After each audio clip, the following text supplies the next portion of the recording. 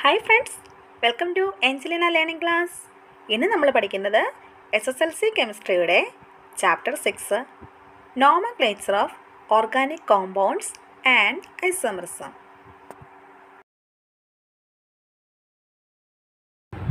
Hi friends, welcome to Angelina learning class. ഇന്ന് നമ്മൾ പഠിക്കുന്നത് 6th ചാപ്റ്ററാണ് nomenclature of organic compounds and isomerism. Okay, നമുക്ക് എല്ലാവർക്കും പീരിയോഡിക് ടേബിൾ അറിയാം അല്ലേ? നമ്മുടെ പീരിയോഡിക് ടേബിൾ ഒരു എലമെന്റ് ആണ്. ആര്? കാർബൺ. കാർബണിന്റെ ആറ്റോമിക് നമ്പർ എത്രയാണ്? 6. ഓക്കെ, അപ്പം നമ്മൾ ഇതിനകത്ത് കാർബണെ കുറിച്ചാണ്. കാർബൺ ഒരു പി ബ്ലോക്ക് എലമെന്റ് ആണ് അല്ലേ? ഓക്കെ, നമുക്ക് നോക്കാം. നമ്മുടെ ടെക്സ്റ്റ് ബുക്കിൽ പറയുന്നത് എങ്ങനെയാണ്? You have understood the position and important element of carbon in the periodic table. നമുക്ക് എല്ലാവർക്കും അറിയാം പീരിയോഡിക് ടേബിളിൽ നമ്മുടെ കാർബണെ കുറിച്ചും ഒക്കെ നമുക്ക് അതൊരു പി ബ്ലോക്ക് എലമെന്റ് ആണ്. അതിൻ്റെ അറ്റോമിക് നമ്പർ 6 ആണ്. ഇതൊക്കെ നമുക്ക് അറിയാം. Okay, carbon is A component in a variety of compounds. They have very high ability of catenation and its ability to form different types of chemical bonds and other elements make different from other elements. You also know organic chemistry is the branch of chemistry that deals with the carbon compounds. നമുക്കറിയാം organic കെമിസ്ട്രിയെ കുറിച്ച് നമ്മൾ കേട്ടിട്ടുണ്ടല്ലേ? Organic chemistry എന്താണ്? It's A branch of chemistry. ഇതിനകത്ത് നമ്മൾ കൂടുതലായിട്ടും കാർബണുമായിട്ട് related ആയിട്ടുള്ള കാര്യങ്ങളാണ് നമ്മൾ ഈ ചാപ്റ്ററിൽ പഠിക്കുന്നത്. Let us familiarize the structure of different types of compounds, the method of IUPAC, nomenclature, etc. The valency of carbon is എത്രയാണ്? 4. Valency of carbon എത്രയാണ്? 4. ഇനി നമുക്ക് അതിൻ്റെ കുറച്ച് സ്ട്രക്ചേഴ്സ് നോക്കാം. ഇവിടെ നോക്കി, നമുക്കിവിടെ കുറച്ച് കാർബണിന്റെ സ്ട്രക്ചറാണ് നമ്മൾ എഴുതിയേക്കുന്നത്. എന്താണ്? സി. എത്ര ബോണ്ട് ആണ് നമുക്ക്? എത്ര വാലൻസി? 4 വാലൻസി. ഇതുപോലെ ഇത് സിംഗിൾ ബോണ്ട് ആണ്, ഇത് double bond. C double bond C, ഇത് C triple bond C. Okay, ഇതിന് നമുക്ക് ഇനി നമ്മൾ ഒരു ഹൈഡ്രജൻ കോമ്പൗണ്ടോടെ ചേർത്ത് കൊടുത്താൽ എങ്ങനെയാണ് നമുക്ക് നോക്കാം. Like given structures include the valency of carbon. Imagine that hydrogen atoms are added to these structures. ഇതിനകത്തായിട്ട് ഹൈഡ്രജൻ ആറ്റം ആഡ് ചെയ്ത് കഴിയുമ്പോൾ എങ്ങനെയാകും? H. എത്ര ഹൈഡ്രജൻ വരും? 4 ഹൈഡ്രജൻ വരും. അതേപോലെ തന്നെ നമുക്ക് ഇതെല്ലാം നമുക്ക് എഴുതാൻ പറ്റും. Okay, certain organic compounds and their molecular formula are given there. നമുക്ക് നമ്മുടെ ചാപ്റ്ററിൽ താഴെ ഒരു ടേബിൾ കൊടുത്തിട്ടുണ്ട് അല്ലേ? ഒരു structure of the compound and molecular formula. നമുക്കിവിടെ സ്ട്രക്ചർ ഓഫ് ദ കോമ്പൗണ്ട് തന്നിട്ടുണ്ട്. എന്താണ്? സി എച്ച് എത്ര വരുന്നത്? C single bond C. H എത്ര വരുന്നുണ്ട്? 1 2 3 4 5 6. അപ്പൊ നമുക്ക് ഇനി എങ്ങനെ എഴുതാം? C2. എൻ്റെ മോളിക്കുലർ ഫോർമുല സി എത്ര ഉള്ളത്? C2. എച്ച് എത്ര ഉള്ളത്? 1 2 3 4 5 6. അപ്പൊ എങ്ങനെ എഴുതാം? C2H6. മനസ്സിലായല്ലോ അല്ലേ? ഓക്കെ, അടുത്ത് നമുക്ക് കൊടുത്തേക്കുന്നത് എന്താണ്? എത്ര സി ഉണ്ട്? C double bond. ഇത് സിംഗിൾ ബോണ്ട്, ഇത് ഡബിൾ ബോണ്ട്. ഇവിടെ എത്ര സി ഉണ്ട്? C2. എച്ച് എത്ര ഉണ്ട്? 1 2 3 4. എത്രയാണ്? H4. ഓക്കെ, ഇനി നമുക്ക് അടുത്ത് വന്നേക്കാത്ത എന്താണ്? എത്ര ബോണ്ട് ഉണ്ട്? ട്രിപ്പിൾ ബോണ്ട് ആണ് അല്ലേ? 3 ബോണ്ട് ഉണ്ട്. അപ്പൊ C triple bond C. H എത്ര ഉണ്ട്? 2 സിയും 2 എച്ചും. അപ്പൊ എങ്ങനെ എഴുതാം? C2H2. ഓക്കെ, മനസ്സിലായല്ലോ അല്ലേ? ഒന്നുകൂടെ പറഞ്ഞേ. ഇവിടെ സിംഗിൾ ബോണ്ട് ആയിരുന്നു, നമ്മളെല്ലാം സിംഗിൾ ബോണ്ട് ചേർത്ത്. അപ്പൊ എച്ച് എത്ര ഉണ്ട്? ഒരു കാർബണ് 4 വാലൻസി. അങ്ങനെ നമുക്ക് ഇവിടെ ദിസ് ബോണ്ട് വന്നു. അങ്ങനെ നമുക്ക് H6 C2H6 എഴുതി. ഇവിടെ ഡബിൾ ബോണ്ട് ആയിട്ട് C2H4, ഇവിടെ ട്രിപ്പിൾ ബോണ്ട് ആയിട്ട് C2H2 എന്ന് നമുക്ക് എഴുതാൻ പറ്റും.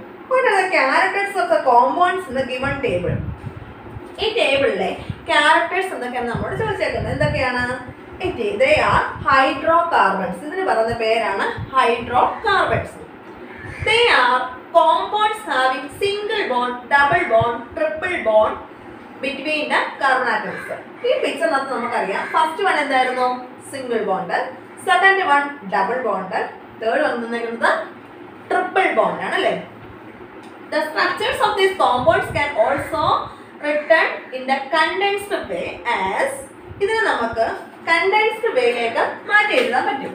അതായത് ഇതാണ് കണ്ടൻസ്ഡ് ഫോർമുല. അതായത് കണ്ടൻസ്ഡ് ഇതിൽ എഴുതിയിരിക്കുന്നത് CH3 ബോണ്ട് സിംഗിൾ ബോണ്ട് ഉള്ളത് CH3. ഇവിടെ എന്താ വന്നേക്കുന്നത് CH2 ഡബിൾ ബോണ്ട് CH2. ഇവിടെ CH triple bond CH triple bond CH. എഴുതിയേക്കുന്നല്ലോ. ഇങ്ങനെ എഴുതുന്നതിന് പറഞ്ഞ പേരാണ്, ഇങ്ങനെ എഴുതുന്ന ഈ ഫോർമുല പറഞ്ഞ പേരാണ് കണ്ടൻസ്ഡ് ഫോർമുല. അതായത് the structure of this compounds can also be, നമ്മൾ മുമ്പേ എഴുതിയ സ്ട്രക്ചറിനെ മാറ്റി നമുക്ക് ഈ രീതിയിൽ നമുക്ക് എഴുതാൻ പറ്റും. ഇങ്ങനെ എഴുതുന്നതിന് പറഞ്ഞ പേരാണ് കണ്ടൻസ്ഡ് പേര് നമ്മൾ എഴുതാൻ പറഞ്ഞത്. അതിന് പറയുന്ന പേരാണ് condensed formula. Okay, the open chain hydrocarbons having only single bond. എത്ര ബോണ്ട് ആണ് ഇവിടെ? ഓപ്പൺ ചെയിൻ ആണ് ഇവിടെ. Only single bond between the carbon atoms include the alkane category. ഇതിനെ നമുക്ക് എന്ത് പറയാം? alkane category എന്ന് പറയാം. In alkanes, as all the 4 valencies of each carbon atom are satisfied by single bonds, they are known as saturated hydrocarbons. ഇങ്ങനെ ഒറ്റ bond single bond ആയിട്ട് മാത്രമേ ഉള്ളെങ്കിൽ നമുക്ക് അവ എന്ത് പറയാം? Saturated. എന്താണ്? Saturated. ഓക്കെ, ആൽക്കീൻസ് അല്ലേ? നമ്മളിപ്പോൾ ആൽക്കീൻസിന്റെ കാര്യം പറഞ്ഞല്ലേ. എന്താണ് alkenes? The open chain hydrocarbons having only single bond between the carbon atoms included the alkene category. Alkene കാറ്റഗറിയിൽ വരുന്ന എങ്ങനെയുള്ളവയായിരിക്കും? സിംഗിൾ ബോണ്ട് ആയിട്ടുള്ളവയായിരിക്കും ആൽക്കീൻ കാറ്റഗറിയിൽ ഉൾപ്പെടുന്നവ. ഓക്കെ, ഇത് നമുക്ക് ഒരു തന്നേക്കുന്നത് എന്താണ്? സാച്ചുറേറ്റഡ്. ഇപ്പം എന്താണെന്ന് മനസ്സിലായല്ലേ? സിംഗിൾ ബോണ്ട് ഉള്ളതെല്ലാം സാച്ചുറേറ്റഡ് ആണ്. പിന്നെ നമുക്ക് നോക്കാം, അടുത്ത ഒരു ടേബിൾ ആണ് നമുക്ക് തന്നേക്കുന്നത്. എന്താണ് ടേബിൾ? നമ്മുടെ ടെക്സ്റ്റ് ബുക്കിൽ ഉള്ള ഒരു ടേബിൾ ആണ്. Table 5.6. Number of carbon atoms, structure of alkenes, condensed formula, molecular formula. ഇവിടെ first one okay, number of carbon atom. എത്ര കാർബൺ ആറ്റം ഉണ്ട് ഈ ബോർഡിനകത്ത്? ഈ സ്ട്രക്ചറിനകത്ത് എത്ര കാർബൺ ആറ്റംസ് ഉണ്ട്? 1 എന്ന് എഴുതി. സി എത്ര ബോണ്ട് ഉണ്ട്? CH4. എത്ര H ഉണ്ടായിരുന്നു? 1 2 3 4, അങ്ങനെ 4H. ഇത് മോളിക്കുലർ ഫോർമുലയും CH4 തന്നെ. അതുപോലെ തന്നെ നമ്പർ ഓഫ് കാർബൺ ആറ്റംസ് ഇവിടെ 2 ആണ്. 2 C ഉണ്ട് ഇവിടെ. അപ്പം C സിംഗിൾ ബോണ്ട് C. അതുപോലെ H ഇവിടെ എത്ര വരും? CH3. ഒരു Cയിൽ 3H ഉണ്ട്. 1 2 3. ഒരു Hയിൽ എത്ര ഉണ്ട്? ഒരു Cയിൽ എത്ര H ഉണ്ട്? 3H ഉണ്ട്. അപ്പം CH3. അതേപോലെ തന്നെ ഇവിടെ 3 ഉണ്ട്. നമുക്ക് CH3 എഴുതാം. നമുക്ക് മോളിക്കുലർ ഫോർമുല എഴുതി കഴിയുമ്പോൾ ഇത് നമുക്ക് കുറച്ചുകൂടി ചുരുക്കി എഴുതാം. C2H6. 1 C തമ്മിൽ C2 H3 H3 H6 എന്ന് എഴുതാം. അപ്പം CH3 നമുക്ക് മോളിക്കുലർ ഫോർമുല എഴുതുമ്പോൾ C2H6 എന്ന് എഴുതാം. അതേപോലെ തന്നെ തേർഡ് വൺ നോക്കി, ഇവിടെ എത്ര കാർബൺ ആറ്റംസ് ഉണ്ട്?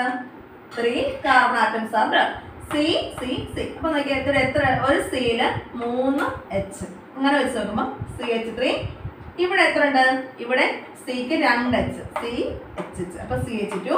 ഇവിടെ Cക്ക് എത്ര H ഉണ്ട്? 3H ഉണ്ട്. അപ്പോൾ CH3 CH2 CH3. അപ്പോൾ ഇത് നമുക്ക് ഷോർട്ട് ആക്കി മോളിക്കുലർ ഫോർമുല എഴുതി കഴിയുമ്പോൾ അങ്ങനെ എഴുതാം C3H8. 3 + 3 6 + 2 8. അങ്ങനെ C3H8 എന്ന് എഴുതാം. അപ്പോൾ ഫോർത്ത് വൺ നോക്കാം. ഇവിടെ എത്ര C ഉണ്ട്? 1 2 3 4. അപ്പം C4.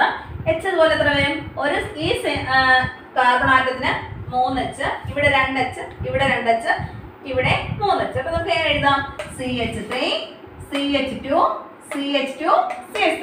ഇത് നമുക്ക് എങ്ങനെ എഴുതാം? മോളിക്കുലർ ഫോർമുല വരുമ്പോൾ C4H10. ഓക്കെ, അതേപോലെ നമുക്ക് അടുത്ത് എഴുതാം 5 കാർബൺ ആറ്റംസ് വരുമ്പോൾ എങ്ങനെ എഴുതാം? CH3 CH2 CH2 CH2 CH3. അപ്പോൾ ഇതുപോലെ മോളിക്കുലർ ഫോർമുല എങ്ങനെ എഴുതാം? C5H12. ആ 12 ആഡ് ചെയ്യുമ്പോൾ എത്ര ഉണ്ട്? 12 ഉണ്ട്. അങ്ങനെ H ആഡ് ചെയ്യുമ്പോൾ നമുക്ക് 12 ഉണ്ട്. അങ്ങനെ C5H12. What are the relationship between the number of atoms of carbon and hydrogen in alkene? ആൽക്കെയിനിലെ നമ്പർ ഓഫ് കാർബൺസും നമ്പർ ഓഫ് ഹൈഡ്രജനും തമ്മിലുള്ള റിലേഷൻ എന്താണെന്ന് നമുക്ക് നോക്കാം. The number of carbon atoms is n. The number of hydrogen atoms is 2n plus 2. Number of carbon atoms എന്താണ്? n ആയിട്ട് നമുക്ക് പറയാം. Number of carbon atoms നമുക്ക് n എന്ന് പറയാം. Carbon atoms നമുക്ക് n എന്ന് പറയാം. അതേപോലെ നമുക്ക് അതിലുള്ള ഹൈഡ്രജൻ ആറ്റം എന്ത് പറയാം? 2n plus 2 ആണ് number of hydrogen atoms. Hydrogen 2n plus 2. Carbon എത്രയായിരുന്നു? n. മനസ്സിലായല്ലേ? അപ്പൊ ഇത് തമ്മിലുള്ള റിലേഷൻ എന്താണ്? കാർബണിന്റെ n, ഹൈഡ്രജന്റേത് 2n plus 2. If an alkane contains n carbon atoms, how many atoms will be there? അങ്ങനെയാണ് നമുക്ക് എന്ത് പറയാം? 2n plus 2. ഒരു കാർബൺ ആറ്റം ഉള്ള ഹൈഡ്രജൻ ആറ്റം എത്ര ആയിരിക്കും? 2n plus 2 എന്ന റിലേഷൻ ആയിരിക്കും. So, can you deduce the general formula of alkanes? അപ്പോൾ നമുക്ക് ഇതിന്റെ ജനറൽ ഫോർമുല നമുക്ക് എങ്ങനെ എഴുതാം? അതായത് കാർബണും ഹൈഡ്രജന്റെ ജനറൽ ഫോർമുല ആണ്. കാർബൺ എന്തായിരിക്കും? C. n ആയിട്ട് നമ്പർ n ഡിനോട്ട് ചെയ്യുന്നു. H എത്രയാണ്? 2n plus 2. അപ്പോൾ നമുക്ക് എന്ത് പറയാം? 2n plus 2 അതാണ് ഇതിന്റെ ജനറൽ ഫോർമുല.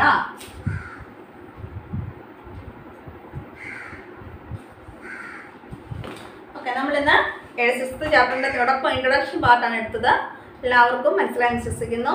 ഓക്കെ, നമുക്ക് അടുത്ത ക്ലാസ്സിലെ ബാക്കി നമുക്ക് കാണാം. Okay, thank you.